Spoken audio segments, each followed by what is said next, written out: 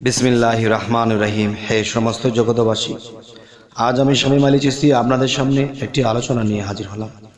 সেই আলোচনাটি হলো, এই পৃথিবীতে অনেক মানুষ, মধ্যবিত্ত মানুষ, গরিব মানুষ, ধনী মানুষ, অনেকের মনে একটা আশা যে হে আল্লাহ, আমাদের ঘরে যদি একটা অলি আউলিয়া জন্ম নিত, আমাদের ঘরে যদি একটা ওরকম জ্ঞানী, চতুর, বুদ্ধিমান এবং আল্লাহর পথের পথিক এবং মোট কথা হলো একজন আল্লাহর আউলিয়া যদি আমাদের সংসারে, আমাদের ফ্যামিলিতে, আমার স্ত্রীর গর্ভে একটা আল্লাহর অলি জন্ম নিত, এরকম একটা ভাবনা চিন্তা কিন্তু মানুষের আছে। কিন্তু দেখা যায় জন্মের পরে সেই ছেলেটি দুষ্ট হয়, সেই ছেলেটি বিভিন্ন খারাপে লিপ্ত হয়, বিভিন্ন বদনামের কাজ করে, বাবা মাকেও মানুষে অনেক রিপোর্ট করে।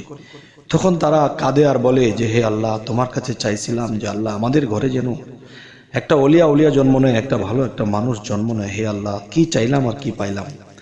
তে হে সমস্ত জগতবাসী, আসলে কি জানেন যে আল্লাহ কিন্তু যে কোনো পাত্রে, যে কোনো কিছুতে কিছু রাখেন না। যেমন আমি একটা কথা বলতে চাই, হযরত গাউসুল আজম বড় পীর, তিনি তার গাউসুল আজম নামের গুণে আগুন হয়ে যায় পানি।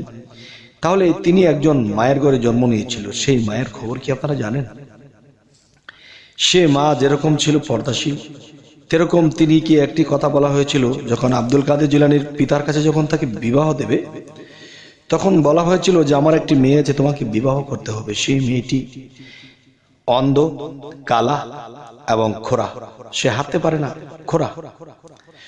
তখন বললো, এমন একটা মেয়েকে যদি তুমি বিবাহ করো, তাহলে তোমার ঋণ শোধ করে দেব, তোমার ঋণ শোধ হয়ে যাবে। এখন বললো যে হ্যাঁ ঠিক আছে, যদি আমার ঋণ মুক্ত হওয়া যায় তাহলে আমি রাজি। তো এখন গিয়ে দেখে মেয়েটি ফর্সা, সুন্দর, চোখ, নাক, মুখ সব ঠিক আছে, পা খোরা নয়, সব ঠিক আছে। কিন্তু তিনি বললেন যে মেয়েটি খোরা, কানা, বোবা, কালা, এখন সবই ঠিক আছে। তখন বললো না না না, আপনারা কি বললেন, এখান থেকে মেয়েটা সব ঠিক আছে। তখন সেই মেয়েটির পিতা বলতে লাগলে, দেখো, এই আমার মেয়েটি, এই মেয়েটি কখনো পর পুরুষের মুখ দেখেনি এবং বাহিরের আলো বাতাস দেখেনি, তাই সে অন্ধ। সে এক বাড়ি থেকে আরেক বাড়িতে কখনো হেঁটে যায়নি, এই জন্য সে খোরা। এবং এই মেয়েটি দেখা যায় যে আমি পিতা, তার মাতা, এর বাহিরে কোনো পুরুষ লোক সে চোখে, দুই নয়নে চোখে দেখেনি, যার ফলে সে অন্ধ।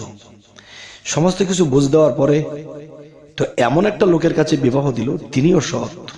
একটি ফল গাছ থেকে পড়ে পানিতে ভেসে গিয়েছিল, সেই ভাসান্ত ফলটা খেয়েছিল ক্ষুধার তাড়নায়। তখন বলল যে হায় হায়, আমি কি করলাম, কার গাছের ফল খেলাম, আমাকে তো হিসাব দিতে হবে। তাহলে সেই ব্যক্তি ফলের জন্য সে 12 বছর খাটলো। এরপরে তাকে এরকম একটা মেয়ের কাছে বিবাহ হইল, আর সেই মেয়েটি সৎ এবং পর্দাশীল। তাহলে একজন পর্দাশীল মেয়ের ঘরে এরকম একটি সন্তান জন্ম নিয়েছে। এখন যে কথাটি বলবো আপনাদেরকে, দেখেন যে আমাদের যে এই জমানা পড়েছে, এতে পর্দা সবসময় থাকাটা অসম্ভব হয়, তবে যতটুকু থাকা যায়। এক, দ্বিতীয়ত হালাল খাবার তো খেতেই হবে। তৃতীয়ত যে কোনো নারীর দিকে কুদৃষ্টি দিতে পারবেন না, এবং আপনার স্ত্রী কোনো পুরুষের দিকে কুদৃষ্টি দিতে পারবে না, এবং স্বামী স্ত্রীর মধ্যে একটা বিশ্বাস ভক্তি থাকতে হবে।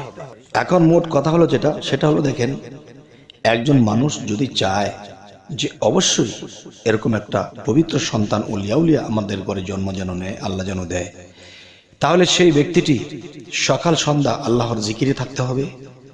এবং দেখা গেছে যে সূরা ফাতিহা 3 বার, কুল হুয়াল্লাহ 3 বার, এরপরে ফালাক একবার, নাস একবার, প্রতি সকাল সন্ধ্যায় পরে পাঠ করতে হবে। এবং এগুলা পরে বুকে ফুঁ দিতে হবে, সেই খাদ্যের মধ্যে ফুঁক দিয়ে খেতে হবে, এবং কুদৃষ্টি থেকে মুক্ত থাকতে হবে।